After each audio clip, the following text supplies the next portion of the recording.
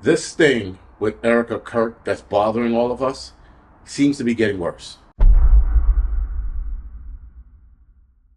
All right, guys. So a lot of us are now paying attention to Erica Kirk and her behavior. And I think a lot of us can agree, not all of us, but a lot of us can agree that her behavior after somebody she supposedly really loved who passed away, or rather was murdered in front of her, her behavior is kind of weird. Now, a lot of us, we've gone through death.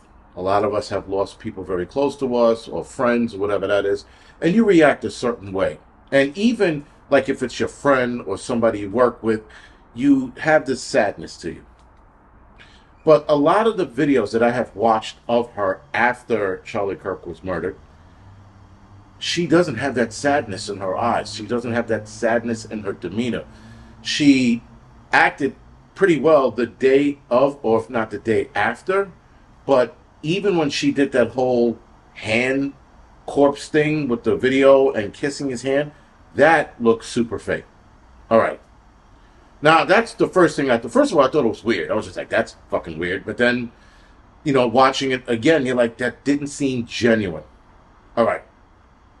And it was like she got that behavior out of the way so that she could now like break out of her shell and be this like person who's taking over Turning Point USA. But of course, guys, the behavior is not matching what should be in her eyes.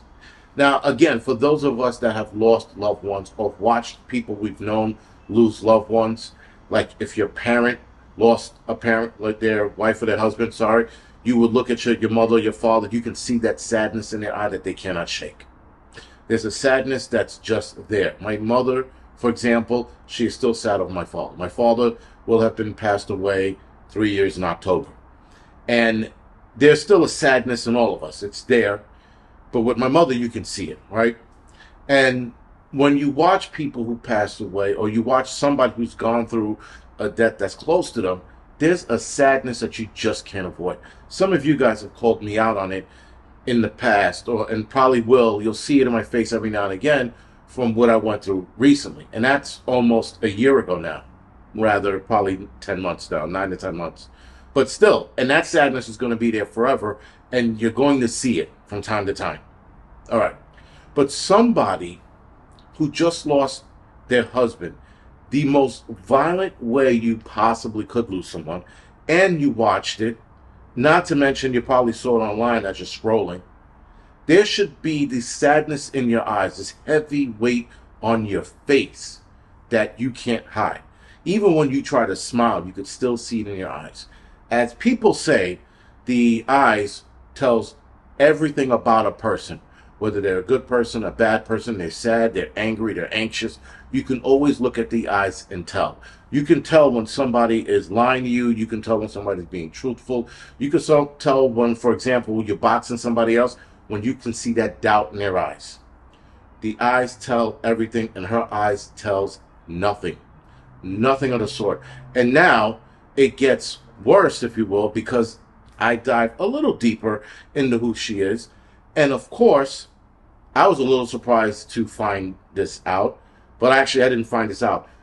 One of my subscribers, or moderators, if you will, found this out for me, that Erica Kirk's Wikipedia page was created the day after Charlie Kirk was murdered. The day after.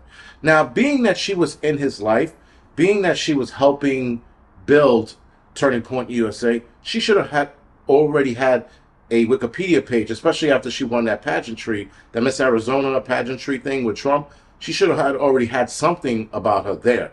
But it seems like, guys, that they're trying to pave this path for her and make it seem like she is like this new star. So, of course, they talk about her parents, and her parents are divorced. Her mother raised her as a Christian, but her father had ties with a U.S. defense company that wind up working on the Iron Dome in Israel. That's an interesting connection. So, of course, you dive into that and you're like, that defense company, which was known as Raytheon, is now called RTX. And I guess they renewed their name. But apparently, there's an RTX Israel division. And they worked on the Iron Dome and other Israeli weaponry. Israel also works on their own as well. But my point is that that's an interesting connection. And it's wild, guys, how all of these people, that connection goes right back to Israel. That's all I'm going to say. But again, back to her, she is not. I have guys, or guys that I've known, especially in the firehouse, they lose their parents. They have this sadness in their eyes, and the sadness lasts for weeks, if not months, sometimes years, depending on how close you are to the parent and how well you can hide it.